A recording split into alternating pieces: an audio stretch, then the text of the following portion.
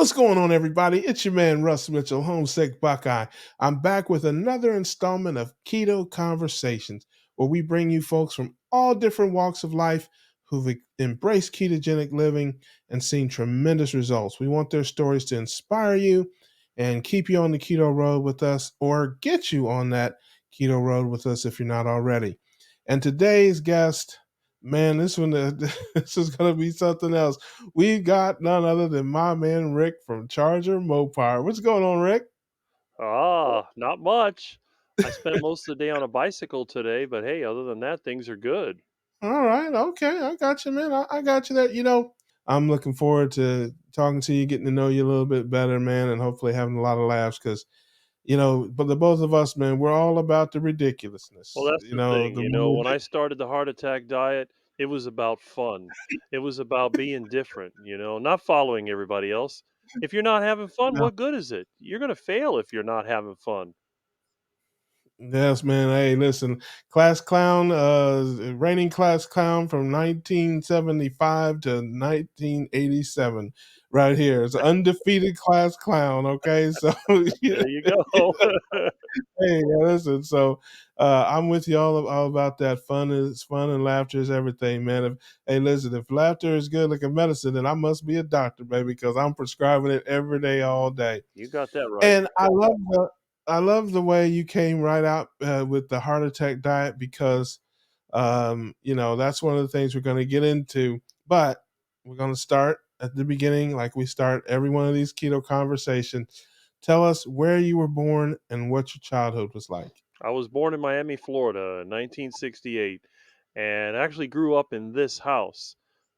This is a house Oh, that my parents had when I was a kid. I moved out, later on, but I came back when I had to take care of my parents. But no, I've seen yeah, Miami change, and it hasn't been for the better. It's been sort of, it's gone from being an interesting place to kind of a generic and boring place, very predictable. But that's the one thing that I've always fought against was the ordinary and the boring. And whenever you see me, yeah, you're going to see something different. So that's yeah, kind of how the whole diet and everything goes together because one of my ideas is that when I was growing up, I was encouraged to try to blend in and try to go along with everyone. It's much easier if you go with the flow. But I found out that yeah, all I ever did was get drowned when I try to go with the flow. So I said, you know what? I'm going to try to find my own way. And this is just part of it. There's things that I like that other people don't like. For example, mm, Muscovy ducks. Most people, when they see them, they go, "Oh, them ugly things." I see them, I get delighted.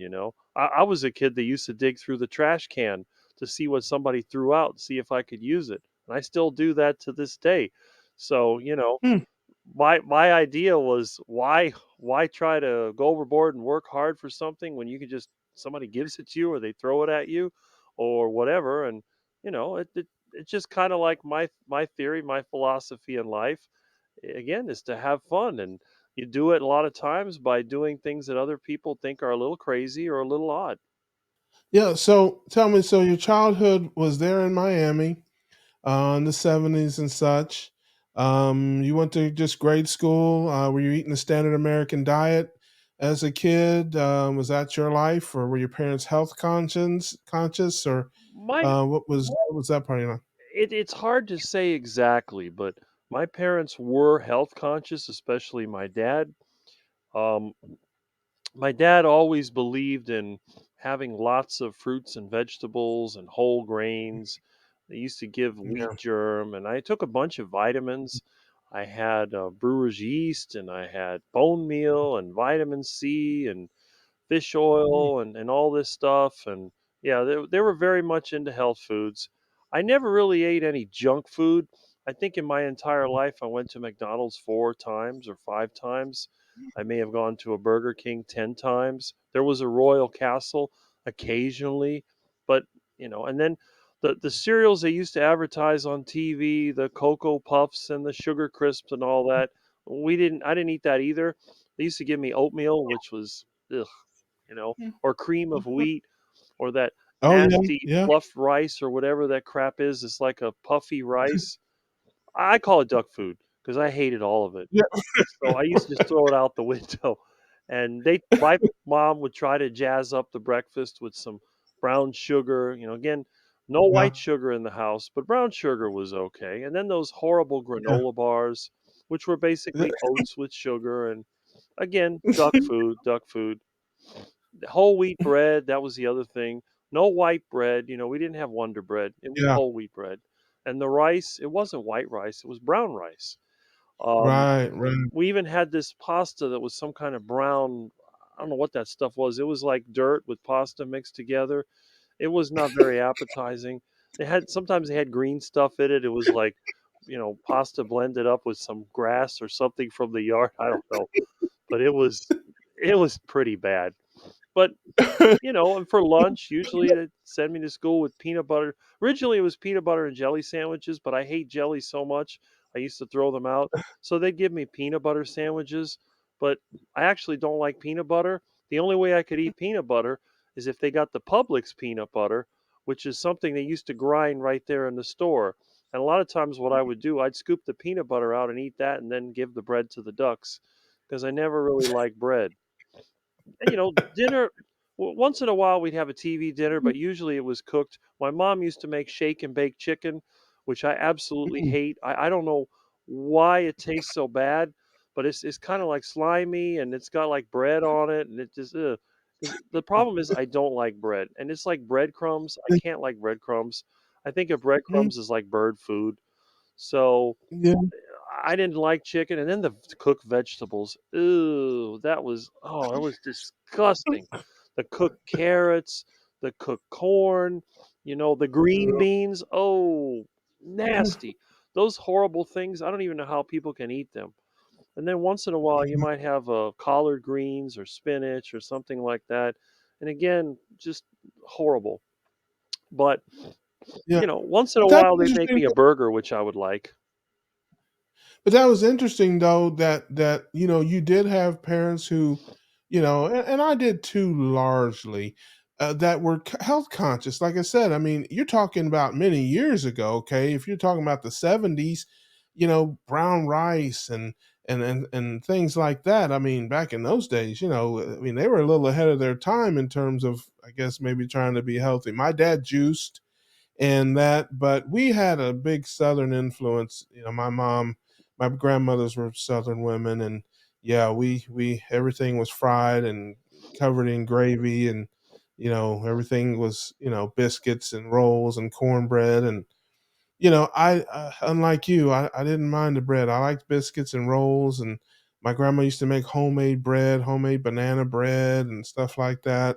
And my grandma, man, she would throw together some oil and flour and water, man, and fry that stuff in some Crisco and put about anything with it you could think and wrap it up and fry it in Crisco.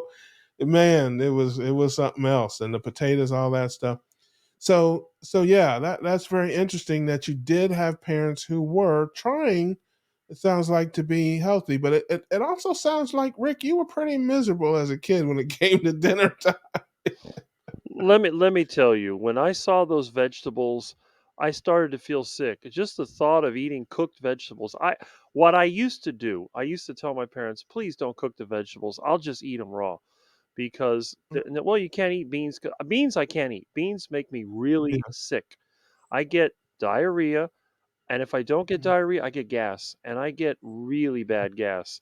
I mean, it's enough. If I went in an elevator eating all those beans, they'd have to evacuate the building as soon as that door opens because this is really bad. And the worst part is when you eat a lot of veggies, you got to go to the bathroom. You got to run fast, especially when you're in school. Yeah. And when you're in school, they have that stupid hall pass that they have to give you so you can go to the bathroom because that you're in prison, so they're not going to let you go when you need to. And if the teacher doesn't give you the hall pass in time, you better hope they got toilet paper in the bathroom and a sink so you can wash yourself off because you're going to have one major accident. I had a couple Yeah. times in elementary school, I had to be sent home because I had a really bad accident on the way to the bathroom. But those veggies, Mhm. I'm telling you, they did not agree with me. Especially Huh. the oatmeal was another one. If I ate enough of Yeah. that oatmeal, that stuff would sit in my stomach and it would come up. You could feel it coming up into your throat. And you got a teacher that's boring you to death. And on top of that, your stomach's gurgling and you got that nasty taste in your mouth. And you look at the clock, and you know how it is in school. Back in the old days, they had those clocks that would click every minute. and you sit there looking at that thing, and you wait for it click, click, and time went so slowly in school. I'm thinking, when is lunch? When is lunch? When is lunch? Oh, and then a lot of times when I went to school, I didn't look at what was in the lunch bag or lunch box because remember in elementary school we all had these steel lunch boxes. It was like a Yeah. can, No. square, and I think all the kids had the cool lunch boxes. I had the one that was on sale, usually the one that was marked down at Wilco for $1 or whatever it was. I think one of my lunch boxes I had said was from a movie called Jonathan Livingston Seagull, which I don't even know what that was, and another one was from had like a frog on it playing a guitar, and everybody always had their Star Wars or they had their Yeah. I don't know, whatever lunchbox they had. Yeah. I always And they had had the the different thermos. one. Yeah, you had the thermos, man. Did you have one with the thermos in it? Yeah, So but you could get I like a I soup or something and I keep had it hot. I'll tell you what I did have. I actually found when I was going through my stuff, I had the thermos occasionally. Most of the time, they'd give me a can of this orange juice. Let me grab this. I'll show it to Mhm. you. Oh yeah, yeah. I remember those. I remember those canned juices. Yeah, I was just about to say with the peel off, it had like the little foil peel off top to Right. it. You just peel off This the seal. this was Yeah, one of yeah, the early ones that had the pop top, but later on, they had that little foil. It oh, was like a plastic foil. yeah, yeah, I'll never forget. yeah, yeah, And it yeah, wasn't that the orange juice back then was pretty good because it wasn't sweet. It tasted something like almost like yeah, lemon juice. I actually liked it, but the thing is there wasn't much of it, so what I would do, I would take this and then yeah, take it to the water fountain and fill it up with water from the water fountain so I yeah, could drink. Cause I had to drink a lot of water because I didn't like the food. So what I would do to try to compensate yeah, for it is just drink a bunch of water. Sometimes if my mom yeah. gave me something I didn't like, I put it in my pocket, and if I forgot to feed it to the ducks, then I'd get in trouble because my mom would get home. "What'd you do? You didn't eat your lunch, and no wonder you're so skinny." And I said, "Mom, if you would give me Mhm. something I like, I'd eat it." "Oh, you don't like anything. You're so picky. You don't know. I mean, there's people that don't have any food, and you don't want to eat." And I'm like, "Mom, you gave me a ham sandwich, but the only thing edible in there was a ham or the bologna sandwich, and that was pretty bad. But usually it had the disgusting cheese at the American cheese, which I always hated, and even the ducks wouldn't eat that. So all I had was a Now huh? you talk about these ducks all the time there. So where were these ducks at the park? Were these ducks at your house? Were these neighborhood ducks? I mean, just you know. You live in Florida. I don't know if it's the same where you're at, but we have canals in this neighborhood. When they developed this neighborhood in the 50s, what they did, they had a canal system. Down the main road, in the middle of the road, they had a canal. And it connected with our neighborhood, and it went like 3 or 4 miles down the road, and it connected with the other canal. And the ducks, they're Muscovy ducks, they've been around Florida for a long time. I think the Spanish brought them here, but they're not native. And then a lot of times we had sort of an agricultural area. People used to raise them for eggs and food. Of course, they got loose. They start breeding, and they're all over Yeah, the neighborhood. The elementary school and the junior high, they were next to a canal. And of course, all these canals were yeah, connected. So it wasn't that hard to find a few ducks. And ducks are smart because gotcha. they know when there's kids around, kids love ducks, they like to feed them. So there was always junk Yeah, food they could give to the ducks. The ducks would hang out. And then, it was convenient because if you're having lunch and you don't want to eat something, you can just throw it to the ducks. And you know how it is in school. yeah, They had those school lunches with the nasty tater tots, and they had that cardboard pizza, and school cafeteria food was always bad. Although I have to admit, in elementary school, it wasn't as bad because they used to have sloppy joes, and they weren't yeah, bad because the meat part was pretty yeah, tasty. The bread wasn't so good, but the sloppy joe, the meat was yeah. tasty. Yeah, I know what you mean.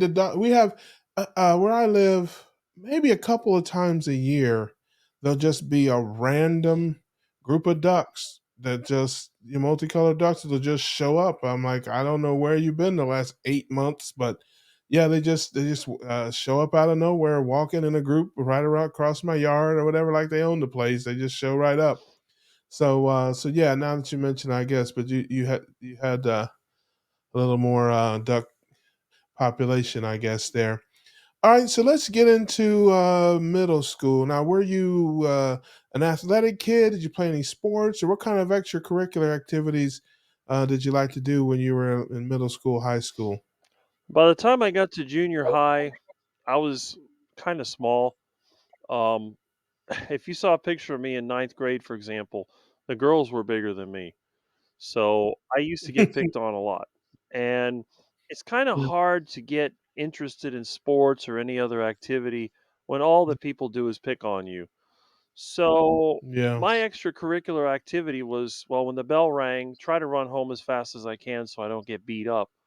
And usually my parents would pick me up, but that was about it. Now, I had friends in the neighborhood, and I was kind of a mad scientist tinkerer kind of kid. So I started playing Mhm. around with amateur chemistry. I made my own fireworks, and I used to do some pretty strange things I don't want to talk about, but Yeah, you'd be surprised yeah. what you could do with You a say bag of fertilizer from Kmart and a few things you picked out of the trash. You could really yeah, I was gonna say, you start talking about being a listen, you start talking about being a neighborhood chemist, some guys that end up with Fed time for that kinda stuff.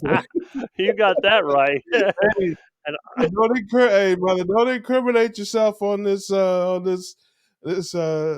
keto conversation here, man. Let me come perp walking you out of there in handcuffs, it's man. been If you over just 40 years, and I was a juvenile at the time, so there's nothing they can do. well, there you But I'll go. tell you. So were you good? Uh-huh. Well, go ahead, go ahead, I'll go ahead. tell you one thing. Once you get into it, it can turn into something really interesting. There's ways of having things just sort of catch fire and spontaneously combust. I did that one time with my homework. I had a teacher that really frustrated me, and I learned how to nitrate paper. And basically, what I did, I used a little static electricity. And when I handed her that homework, which was no good, it just went up, poof. It just disappeared, like a magician would do with the flash paper, and that's what I did. I did stuff like that all the time. And then I got involved with No, I electronics. I turned a calculator into a stun gun when I was in junior high. I had a couple of bullies that kept bothering me, and the one day I just had enough, and I stunned him, and I kicked him in the nuts several times. I got thrown out of school a couple times. It's my story of junior high is probably not the kind of thing the average person would want to mention. I don't say too much about it, but it and I hated school anyway. From the first day I got yeah. dragged to kindergarten in 1973, I felt like I was in prison.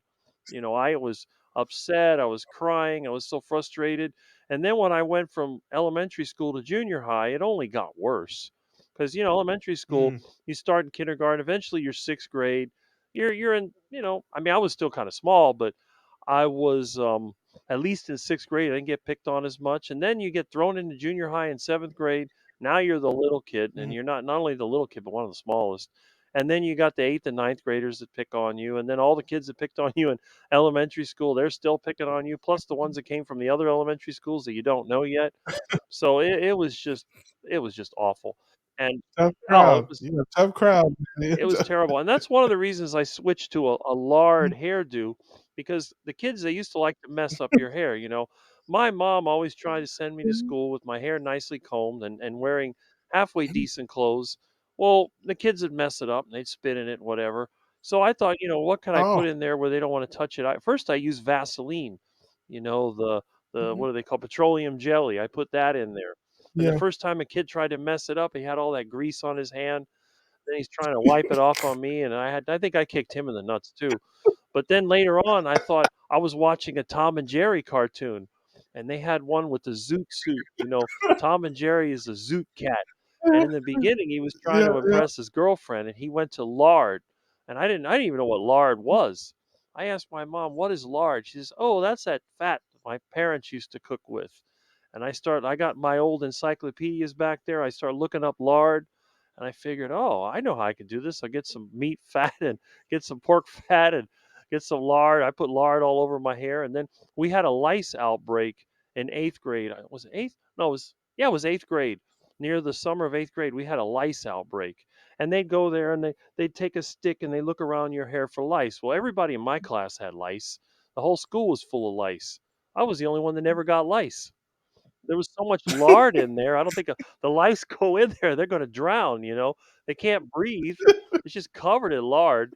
And my mom used to say, she Oh, says, "Oh, you put all that lard in your hair's gonna fall out. You're gonna be bald by the time you're 30." Well, it didn't work. yeah, yeah. So basically, you went through junior high with lard in your hair, lice free, kicking as many people in the nuts as you could. I mean, that's basically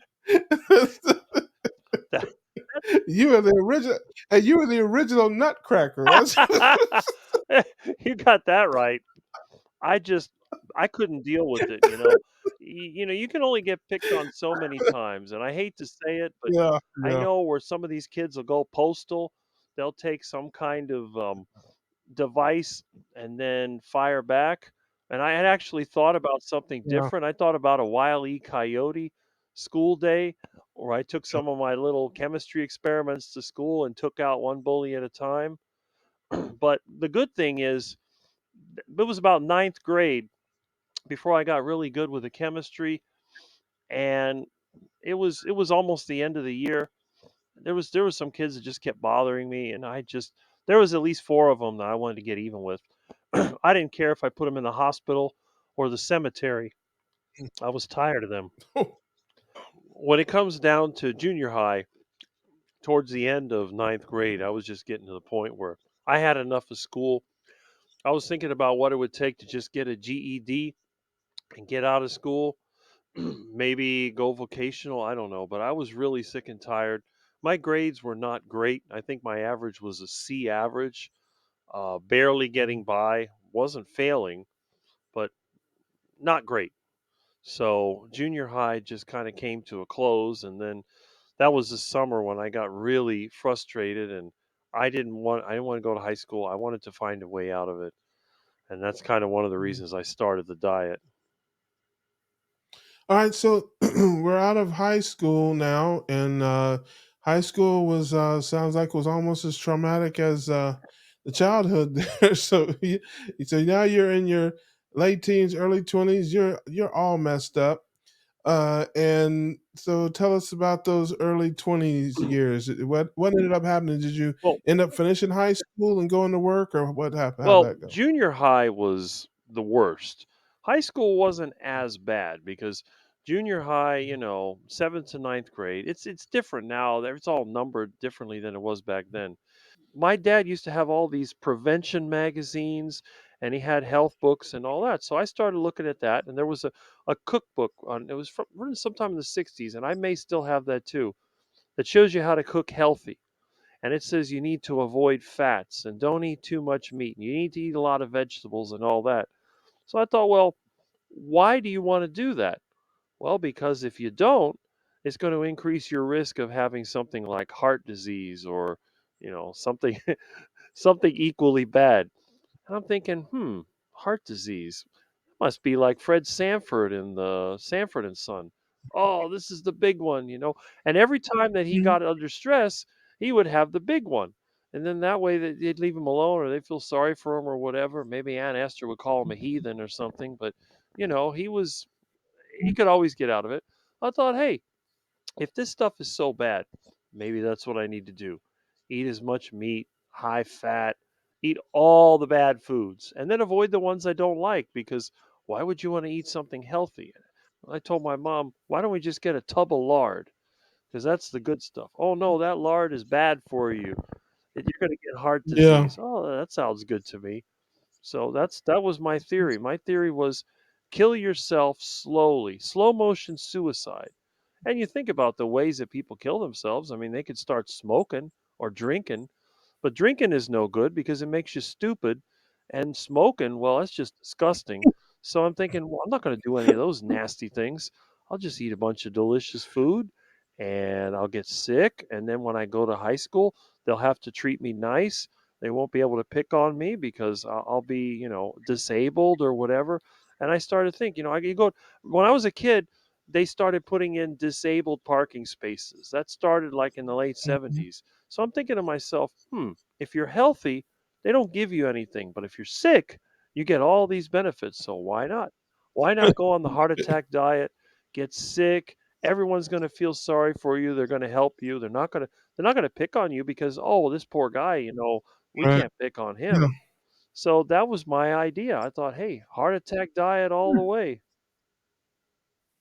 Okay, so that's a good theory for high school. So you really this came about as a result of you going into high school and having a fear or a dread of going into high school, and so you're thinking, well, I can eat myself sick, and it'll be easier on me if I'm sick and all that kind of stuff going through high school life. Okay, that is unique and different, Rick. I don't know anybody that thought that. I got to give you that one. I thought I was an odd bird. Yeah, that I love it. All right, so now you get into high school, but things clearly don't go as you plan them because you're eating all this stuff, but you're not getting sick. I'm gonna guess. No, this was the funny part.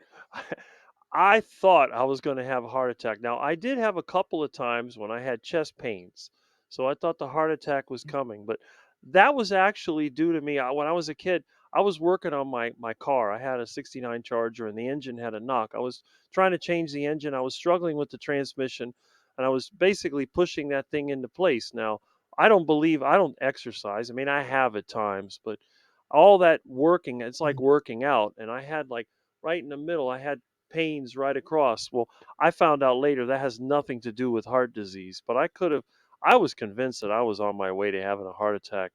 But what actually Mhm. happened, which was kind of interesting, is that I didn't have any of the stomach issues I used to. I didn't get all the gas that I was getting. I was one of those kids that I could produce some pretty nasty gas. But what actually Right. happened, and this is the weird thing, I always had mediocre grades, but for the first time in my life in high school, I was getting A's. I was taking an algebra class, I was getting A's. English class, I had a little little, I don't know if you'd call it disagreement, but I didn't get along with the teacher at first, but eventually I got good at it and I started to get a lot more academic ability. Before I go to school, get bored, couldn't remember anything. Now it was more like I could remember a lot more of what they were saying. And even though school was still Mhm. boring, when it came time to be tested, I could recite information. I didn't even know that I could, who knows what it was, They're Yeah. talking about different types of words in English class and, make you read some boring Shakespeare. And I read through it. It's like, well, okay, well, what was the theme? And I could come up with it. But that's interesting. And same thing with the science. I was in a biology. I took a biology class as an elective, and I could remember the terminology. For the first time in my life, I was able to understand how digestion worked. Where does urine come from, and all these things. And then I'm starting to learn things that I never really had any interest in. And that was my Hmm. high school. And the thing is that I wasn't getting picked on as much either. Once in a while, a kid would pick on me. I had one kid pick on me a few times, but sometime around February, wherever, I remember it was a cold day, and we used to get cold weather back then. We actually had seasons, and they had the heater on, and this kid was bothering me. And I remember I couldn't take it, and he started picking on me, and I took my elbow and I, whacked him like that, and I hit him in the stomach and knocked him to the floor. I'm thinking, what happened, And then another kid I hit in the face and dropped him too. So it's like I'm not that strong. What is going on here? So even though I was skinny Yeah. like I am today, I became stronger. And then it was like my confidence went up. Then it was kids would tease me, "Oh, this and that." And I'd laugh. "Oh, that's funny." And then I'd say something about them with a one-liner.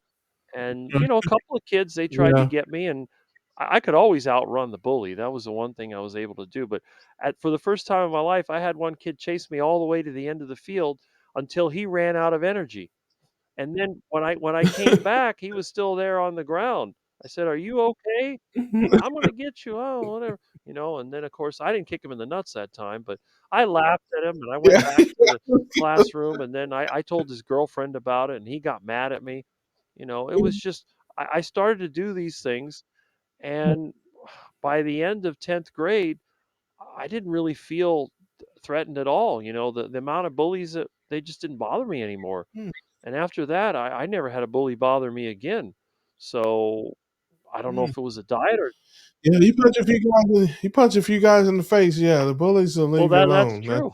But I That's wasn't even that big yet. Now, that started to change yeah. later. That was the other thing that really blew my mind, because remember, I was one of the shortest boys in school, and that changed. When did you discover or realize that you weren't gonna get sick eating the way you were eating? I mean, what were your parents involved at all during this time? I mean, by this time, you're out of high school in your 20s, were you still living at home? Were they still eating brown rice and all this stuff? I mean, where were you Well, at let in that me part of your life? it's funny you mentioned that because I would normally get sick at least 3, 4 times a year. So I just I got to the point where I was so tired of that. But when I got older and I was on the heart attack diet, my illnesses, I still got sick 3 or 4 times a year, which I still do to this day, but it was totally different. You see, what Mhm, would happen, I'd get the sniffly nose and there'd be a day of intense sneezing. Then after that, maybe a day where I don't have energy, 2 days I don't have energy, and then I'm fine, no problem. The other thing that can happen, if it was a bad flu, I'd get a really bad headache, usually on one side or the other, maybe for a day, and then feel kind of lousy. Then comes the nose, the sneezing, whatever, maybe a cough, but that's about it. When I was younger, I'd get this cough, and it would go on for sometimes weeks, coughing, and that sore throat, that was the worst part. But ever since mm, I switched to the heart attack diet, I'd never, well, except when I went to the plant-based diet, but you know, all that time I was able to go without mm, the sore throat. And the cold, the headache and the sneezing isn't so bad, but that sore throat, I mean, you can barely swallow. You're trying to mhm, eat and you can't swallow. yeah, It's and then the ear infections, the earaches, that was another thing, and that did affect my hearing somewhat, plus my mom yelling at me all the time because I wasn't doing what she's wanted me to do. But I used to have that issue as yeah, well. Sometimes the teacher would say something and I couldn't hear it, but that all went away too, and I ended up being very sensitive to different sounds. So if I was in the classroom, I could hear somebody drop their pen. A lot of times when somebody was trying to sneak up on me, I could hear them. It just my hearing got a lot better, and also my sense of smell got better, which is interesting. I think because of all the sinus issues I had, I couldn't really smell hardly anything, but when I got older, it just seemed like it improved. And even another thing, if my mom would still be alive, she could tell you I had a little trouble with colors when I was younger. My parents, they get me clothes to wear in school, and then I'd wear something that was blue and black or whatever, and my mom would get mad. Oh, those colors don't match. What colors? They're the same. But now it's different. mhm, Now I can tell much better. yeah, So it's just little things. It was nothing big. I was never really sick, but it's just the little things. yeah. Yeah, yeah. So, again, I'm trying to get to the point where you realized that this was a proper human diet. Where were you at your life when you realized I'm not going to have a heart attack? I'm not going to have a stroke. I'm, in fact, as healthy as I can be, and this is, the way we're supposed to eat. 2020. What? 2020. That's when I realized it. Okay, so just a few years ago. Right? Wow. So you were eating this way, but you have been eating this way literally since junior Right. high. I figured out that the reason I grew tall is because of the meat-based diet. But I still thought that I was sacrificing my longevity to be taller and to be Mm. stronger and healthier. That's what I thought. Now, when 2020 came, I So realized wait, it's not true. hold on a Hmm? second, hold on. So you're telling me that you really thought from 1980 84. or 84 up until 3 years ago, you were still looking to Yes. die. You were still looking for the big one, the Fred Yes. Sanford I big was one. convinced You were still looking for all the way up to I was that point. convinced I would not make Wow. it to 60. I would be gone. I would have had a heart attack and died.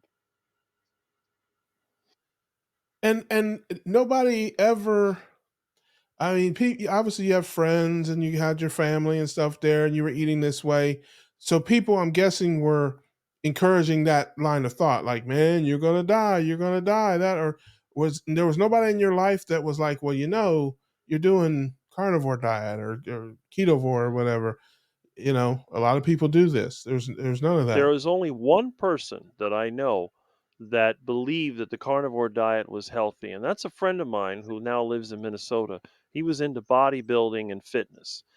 And he told me that when he was bodybuilding, what he would do to try to get leaner, he would go on the steak and eggs and, meat, whatever based diet, instead of just doing this sort of regular diet. So he'd get rid of the carbohydrates, eat nothing Yeah. but meat and fat, and lose a bunch of body fat and get lean. And then when it came time to bulk up, he'd eat the standard pasta and all the other bodybuilding foods, Right. rice. I mean, he even put ketchup on rice. I mean, some really weird things. So then he thought, well, what if Yeah. I just do the meat diet year round? Because he wasn't doing bodybuilding anymore. He was Mm. just doing fitness, he was working as a trainer, and that's what he Right. did. So I think it was 98 or 99, I don't remember what year. By 2000, he was on what we call the Mm. carnivore diet, eating the same way that I do. Yeah. And I've seen pictures of him recently, and he's going to be 50 this year, and he looks really, really, really good. His physique is about the same as Mm. when he was actually better because he had more fat back then. He's more lean now. He doesn't work out as much as he used to, and he's maintaining a good physique and good health. But that's the only person I know of. Everybody else I know of still tells, well, I have a friend that's already had a heart attack in his 40s, and he still thinks that I'm on a bad road because I'm eating all this meat and fat, you know? He can see, Wow. I mean, he's over 300 pounds and he struggles with his weight, and I'm Yeah. 190 pounds and I'm 6'6", and I eat as much as I want, and Yeah. I can out eat anybody when it comes to meat. And when it comes to fat, you know me, I'll Yeah. get as much as I can. I want all the meat and all the fat because that's where it's at. Yeah. So yes, oh yeah, that's I think that's going to be a line in the next sermon from the Reverend. Protein and fat, that's where it's at. Sweet tea in that cup, that Nope. ain't what's up. So yeah, that's I love that. Okay, so you get to 2020 and tell us how you found out that there were many other people doing what you were doing, and what that discovery Well, was I like. if you look, I was looking through some of my YouTube comments. I found it on YouTube.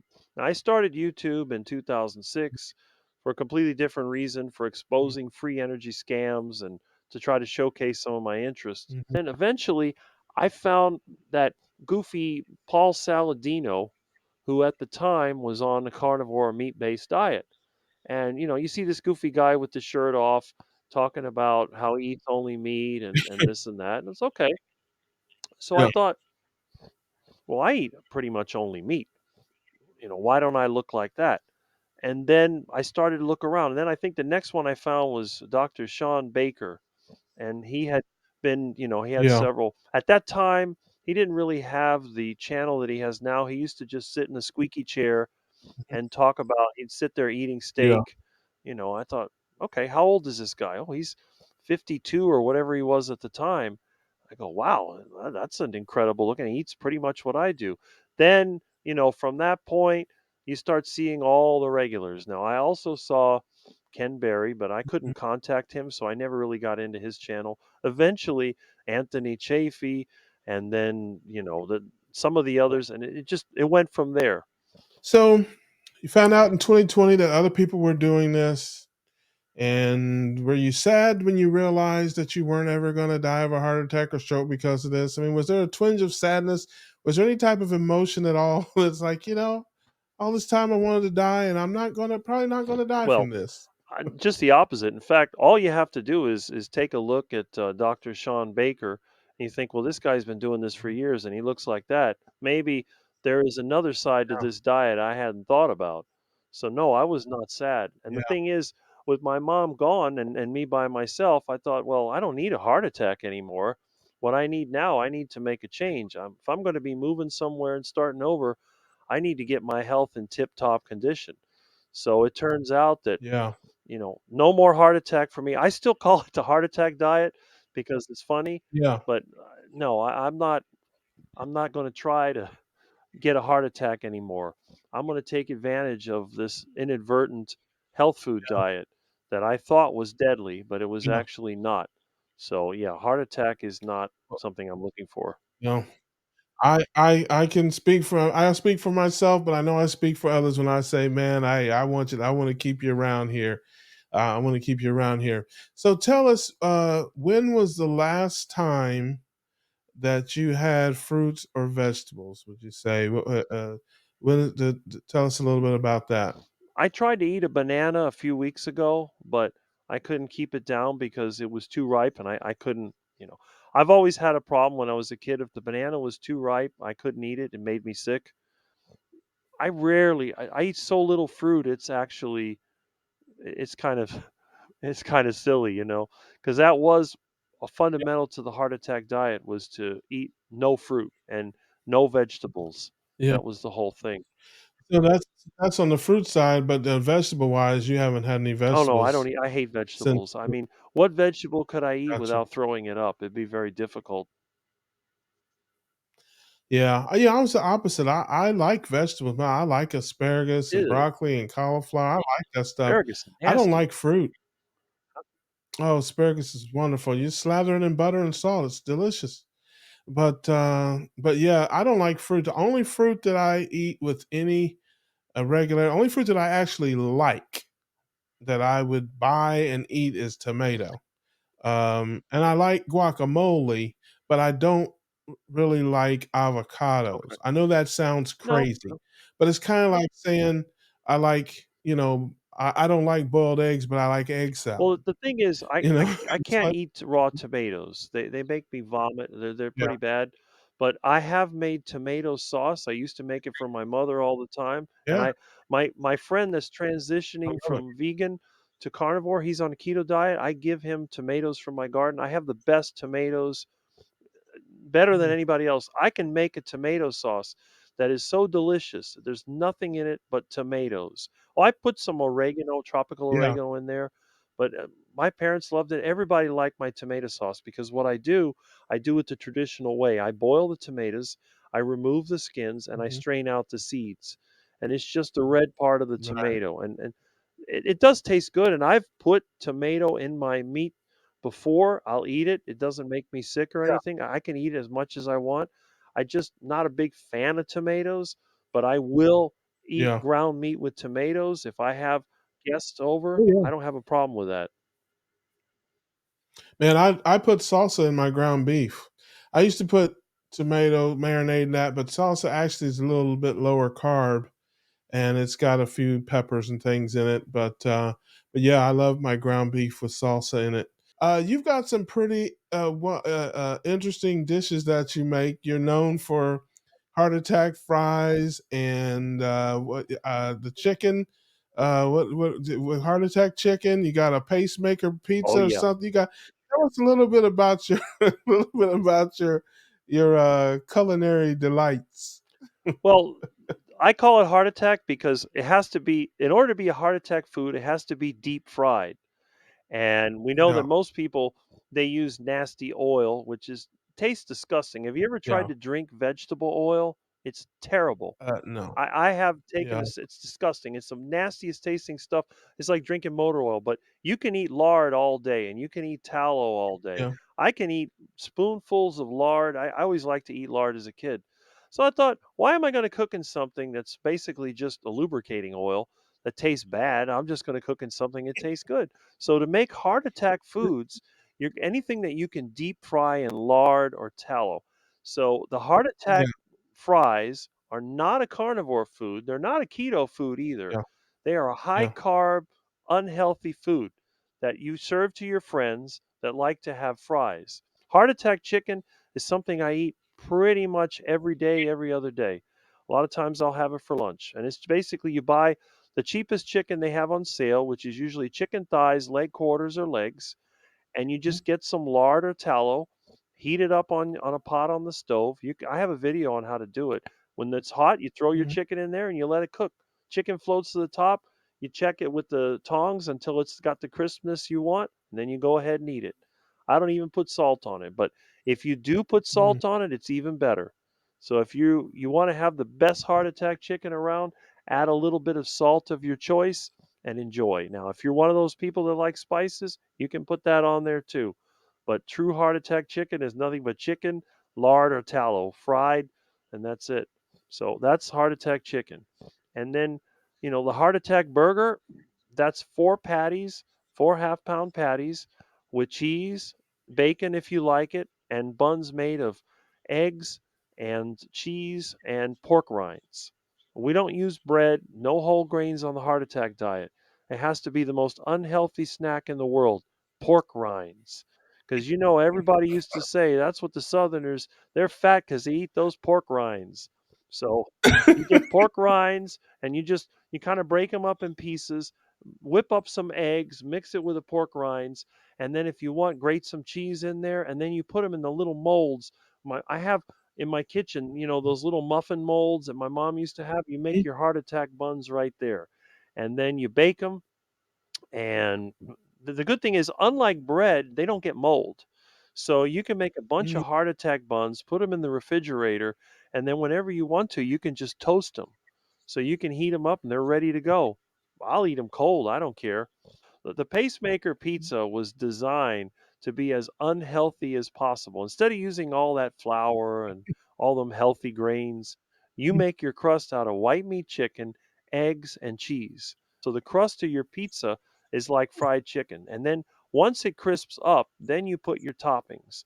And my toppings are very simple. It's basically just ground meat, cheese, and then you put sausage on there.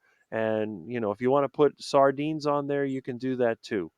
And what you do when you make your pacemaker pizza, you bend the ends up a little bit to make it almost like a dish pizza, or you can make it flat like a regular pizza. And I like to load mm. it up. By the time I get done with it, it's like a friend of mine said, that's like a chicken and hamburger sandwich. I said, no, it's a pizza because it's got cheese on top and it's got sausage and it's got the anchovies, the sardines.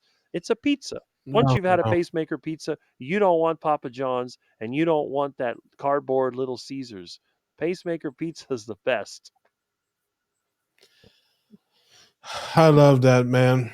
Well, I tell you what, this has been very interesting.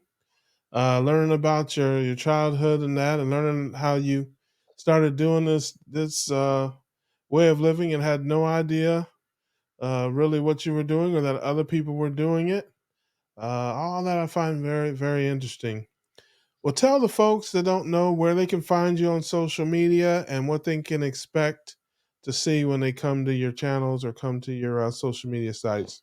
I don't really do social media. I never really got into the Twitter or whatever they call it now, X, or the Mhm. Instagram, or Instagram. I did Facebook at one time, but I got out of it. When I was in social media, the big thing was MySpace. So, and that's, I Yeah. think, long gone.